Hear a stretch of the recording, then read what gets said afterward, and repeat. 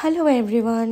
তো নতুন বছর শুরু হয়ে গেছে অ্যান্ড নতুন বছরে নতুন রেসিপি, আমার মায়ের রেসিপি নিয়ে চলে এসেছি আবার।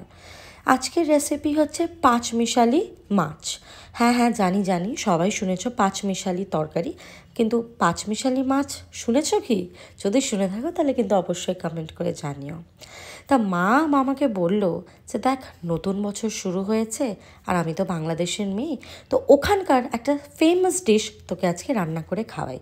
তো এই রেসিপিতে অ্যাকচুয়ালি ছোট ছোট অনেক রকমের মাছ মিক্স করে ভেজিটেবলসের সাথে কিন্তু একটা অন্য রকম প্রিপারেশন হয়।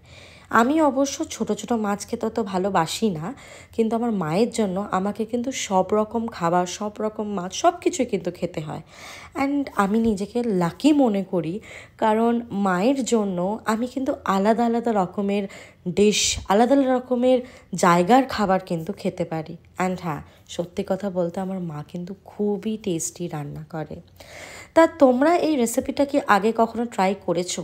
যদি না করে থাকো দেন ফলো করো অ্যান্ড এই রেসিপিটাকে ট্রাই করো অ্যান্ড অবশ্যই টেস্ট করে কমেন্টে জানিও যে তোমাদের কেমন লেগেছে। অ্যান্ড আরেকটা কথা বলি, তোমরা নিউ ইয়ারে কে কী করেছো তা তো আমাকেও জানতে হবে, তো সেটাও কিন্তু কমেন্ট করে জানাবে। এই খাবারটা কিন্তু স্পেসিফিক্যালি ভাত দিয়ে প্রচণ্ড ভালো লাগে খেতে। হ্যাঁ, কিছু কিছু মাছ আমিও বেছে বার করে দিয়েছি যখন মাছ ছিল না সামনে, বাট আদারওয়াইজ খুবই টেস্টি হয়েছিল।